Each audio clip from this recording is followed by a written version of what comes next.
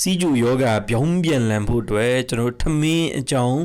တေချာစွာနားလည်ထားဖို့အင်မတန်မှအရေးကြီးလာပါတယ်မင်္ဂလာပါကျွန်တော်ဒေါက်တာကျော်စိုးပါကျွန်တော်ကစီဂျူယောဂသွေးတိုးယောဂနဲ့အခြားသောနာတာရှည်ယောဂတွေကိုပြောင်းပြန်လည်ဖို့သင်ပြလမ်းညွှန်ပေးနေတဲ့ lifestyle physician တူဖြစ်ပါတယ်ထမင်းလို့ပြောလိုက်မယ်ဆိုရင်စံကိုချက်ထားတဲ့အရာကိုကျွန်တော်ထမင်းလို့ခေါ်ဆိုကြတယ်အဲ့တော့ဒီထမင်းလေးကိုကျွန်တော်စားလိုက်မယ်ဆိုရင်အစာအိမ်ပိုက်ထဲကိုရောက်သွားမယ်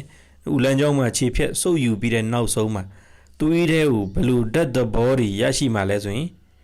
glucose လို့ခေါ်တဲ့ဓာတ်သဘောကိုရရှိမှဖြစ်တယ်ကျွန်တော်စီးကျူရှိတဲ့သူတွေနေ့စဉ်လက်ထိပ်ဖောက်ပြီးတော့မှတိုင်းတာကြတယ်ဒါဘာလို့တိုင်းနေတာလဲဆိုရင် glucose လို့ခေါ်တဲ့ဓာတ်သဘောသွေးကြောထဲမှာဘယ်လောက်များများရှိနေသလဲဆိုတာကိုတိုင်းတာနေကြတာဖြစ်တယ်အဲ့တော့ထမင်းစားရင်ဘာရတယ်လဲဆိုတော့အဲ့ဒီသွေးကြောထဲမှာ glucose တွေရရှိတယ်တနည်းအားဖြင့်ခန္ဓာကိုယ်ထဲကိုglucose တွေရောက်ရှိတယ်လို့ကျွန်တော်တို့မှတ်သားထားရမှာပဲဖြစ်ပါတယ်ဒီနေရာမှာကျွန်တော်တို့ကအာလူးစားလိုက်မယ်ဆိုရင်ရောကျွန်တော်အစာအိမ်ဦးလန်းကျောင်းမှာခြေဖြတ်စုပ်ယူပြီးတဲ့နောက်ဆုံးမှာထမင်းစားတဲ့ကဲ့သို့ပဲ glucose ဓာတ်သဘောတွေရရှိမှာဖြစ်ပါတယ်အဲ့ဒီလိုပဲခောက်ဆွဲတွေကြာဇံတွေမုတ်တီတွေမုတ်ဖက်တွေစားလိုက်မယ်ဆိုရင်လေနော်ထမင်းတော့မစားဘူးလို့ထင်ကောင်းထင်မိတတ်မယ်သို့ပေမဲ့နောက်ဆုံးရတာကတော့ glucose လို့ခေါ်တဲ့ဓာတ်သဘောကိုရရှိမှာဖြစ်ပါတယ်အဲ့ဒီလိုပဲ Indian စားတောက်ဆိုင်မှာချက်ပါတီသွားစားမယ်ဆိုရင်လေ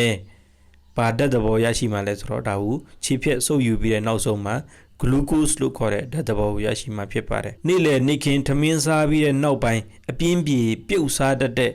ကစွန်းဥပြုတ်တွေပိန်ဥပြုတ်တွေစားရင်ဟောကျွန်တော်ခန္ဓာကိုယ်ထဲကိုဘာဓာတ်သဘောရရှိမှာလဲဆိုရင် glucose လို့ခေါ်တဲ့ဓာတ်သဘောတွေရရှိမှာဖြစ်ပါတယ်ဒါကြောင့်စီးကျူရှိတဲ့သူများ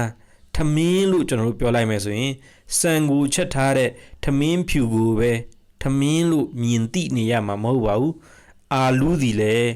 glucose တက်သွားစေတာဖြစ်တဲ့အတွက်ကြောင့်ထမင်းဖြစ်တယ်ခောက်ဆွဲတွေကြာဇံတွေမုတ်တီတွေလည်းထမင်းဖြစ်ပါတယ်ချက်ပါတီစားတာလည်းထမင်းစားတာနဲ့အတူတူပဲဖြစ်တယ်လို့ကစွန်းဥပြုတ်အပြင်းပြေပြုတ်စားနေတာကထမင်းနှစ်ထပ်ကွမ်းနော်ထမင်းစားပြီးတဲ့နောက်မှာလဲထမင်းထပ်စားနေတာနဲ့အတူတူပဲဖြစ်ပါလိမ့်မယ်အာလူးနဲ့ချက်ပါတီနဲ့တွဲစားနေရင်စီဂျူတွေတက်နေမှာလားဆိုတော့တက်နေမှာအဲ့တော့အာလူးကပြဿနာလားဆိုရင်အာလူးကလည်းပြဿနာမဟုတ်သလိုချက်ပါတီကလည်းပြဿနာမဟုတ်ဘူးပေါင်းပြီးတော့စားနေတာပြဿနာထမင်းနဲ့ကြာဇံဟင်းနဲ့စားနေမယ်ဆိုရင်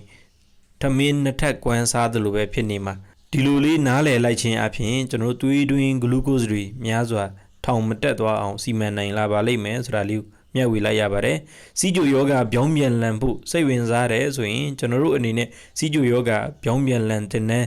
စီစဉ်လာခဲ့တာ9နှစ်ကျော်ခဲ့ပြီဖြစ်ပါတယ်အခုချိန်ထိမှာဆိုရင်38ချိန်မြောက်တင်နန်းပြီးမြောက်ခဲ့ပြီဖြစ်ပါတယ်38ချိန်မြောက်တင်နန်းကိုလာမယ့်မေလ9ရက်နေ့ကနေမှ15ရက်နေ့ထိ17ရက်တိုင်ည9နာရီကနေ10နာရီခွဲထိ online internet ရှိတဲ့ဘယ်နေရာကမဆိုပါဝင်တက်ရောက်နိုင်ဖို့စီစဉ်ထားရှိပါတယ်ဒီတင်နန်းမှာပါဝင်တက်ရောက်လို့ရဆိုရင်ကျွန်တော်တို့ Messenger မှာတင်နန်းတက်ရောက်လို့ကြောင်းပြောထားမယ်ဆိုရင်တင်နန်းအနံဖို့အသေးစိတ်အချက်လက်လေးတွေကို admin team ကနေပေးပို့သွားပါလိမ့်မယ်တင်နန်းအနံပြီးသွားပြီဆိုရင်တော့ကျွန်တော်နဲ့ဓာတ်ရိုက်ဆက်သွယ်ခွင့်ရရှိပြီးတော့ကျွန်တော်17ရက်တိုင်စီဂျူယောဂါကိုပြောင်းပြန်လည်ဖို့အားရပါရစူးစမ်းအားထုတ်သွားကြမှာပဲဖြစ်ပါတယ်မိတ်ဆွေများစီဂျူယောဂါကိုထိမထားပါနဲ့ပြောင်းပြန်လည်ဖို့ကိုယ်တိုင်ကိုကြအားထုတ်ပါလို့အားပေးထားခဲ့လိုက်ရပါတယ်အားလုံးကိုကျေးဇူးထူးတင်ရှိပါတယ်ဗျာ